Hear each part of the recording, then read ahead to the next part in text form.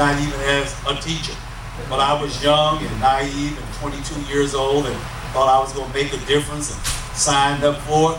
And next thing I know, I'm at Pontiac Prison every Tuesday and Thursday from 10 to 11:45. It's the longest 2 hours of my life.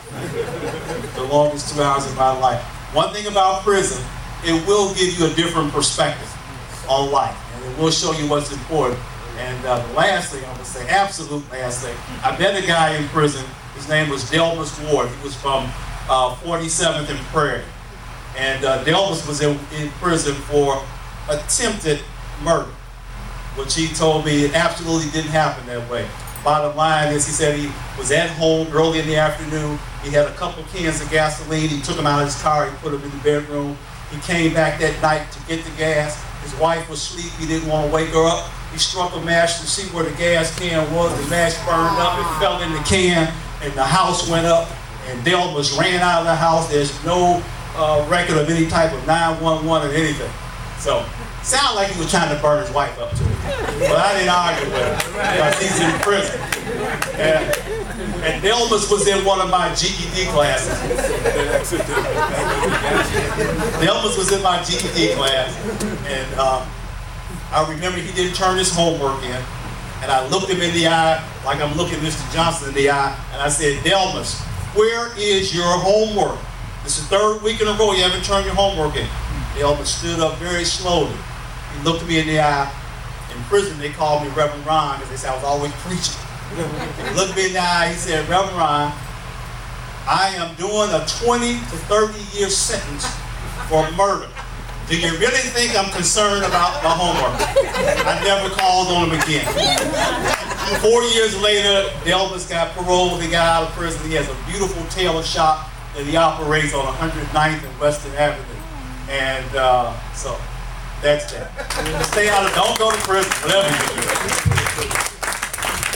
All right, Mr. Harrison, up real quick. You did an excellent job. I want you to do it real quick. Ready? Say ready? Ready. That's your Pepsi Cola, brother? Got it. Got it? That's good. All right. I want you to put your pass up. Just like this. That's how I'm doing it. Exact parents as well. Come on. I want you to look at your notes. Is your notes, is your paper blank or do it got stuff on it? If it got stuff on it, raise it up. If you got stuff on it, not scribble, scrabble, triangles, and X's. Information, wisdom. All right? So the challenge for this next speaker is make sure you got something on your pad that you can apply in your life. The things that I had real quick was that the will to win comes from on the inside. That was powerful to me. And also, he said that we have to begin to know who we are. Bump that up. Bump that up. So those are keys. So that's the challenge for the next speaker, that you have something on this piece of paper that you can apply in your life. All right? All right, guys. Our next speaker, and you know, in this house, we teach purpose, right? We teach purpose. But let's talk about our next speaker. Our next speaker is a law enforcement agent. And I don't have a bio. He wouldn't give me a bio. He said he would just introduce himself. So, Mr. Johnson. All right.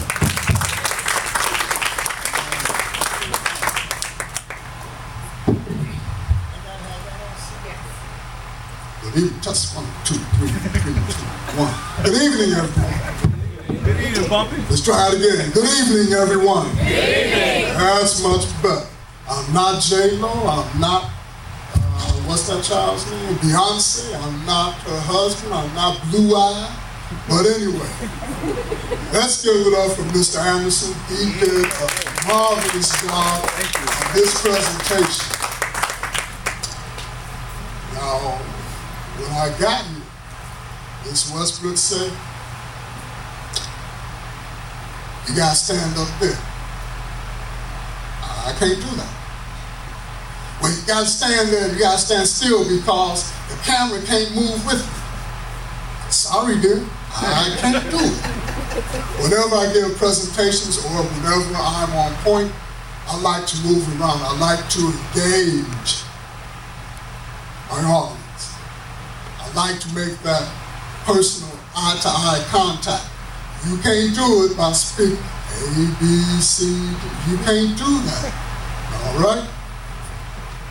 A little bit about me. Myself and Mr. Anderson, we have our various paths crossed. However, we did not know how they crossed until 3 years ago. When I'm working the security desk at South End College Prep High School, Mr. Anderson comes in I have an interview with Dr. Davis. Yeah, okay, so is everybody else. Do you have your ID? Pulled it out, gave it to him. I'm looking at his face and I'm looking at his driver's license like, dang, no. So I had to change that up. Dang, no. This guy looks familiar. When he came to his second interview, we started conversing, found out that he and I went to Illinois State University. 4-year difference, but we were there. He was there when I got there. I'm sorry.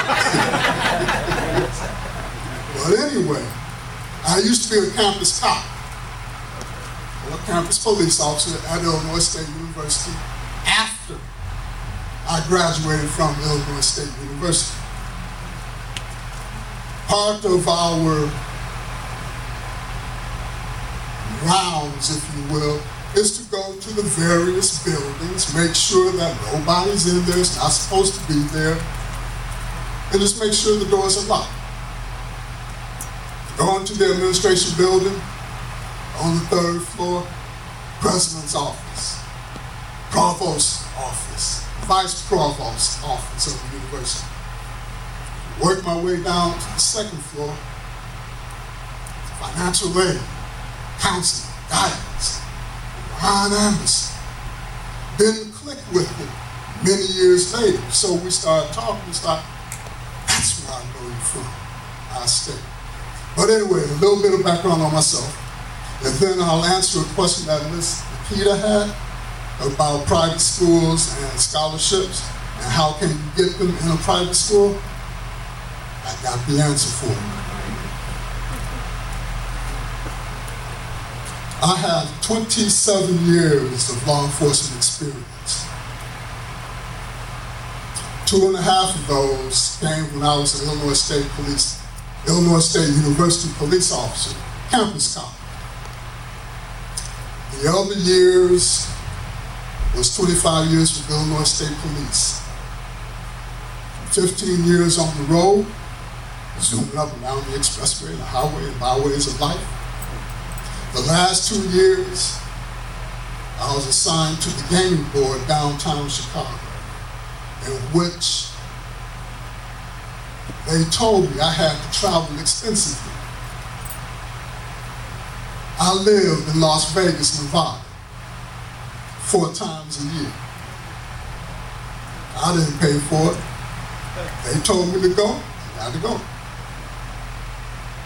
I always wanted to go to Rhode Island, up on the East Coast. Well, there was a company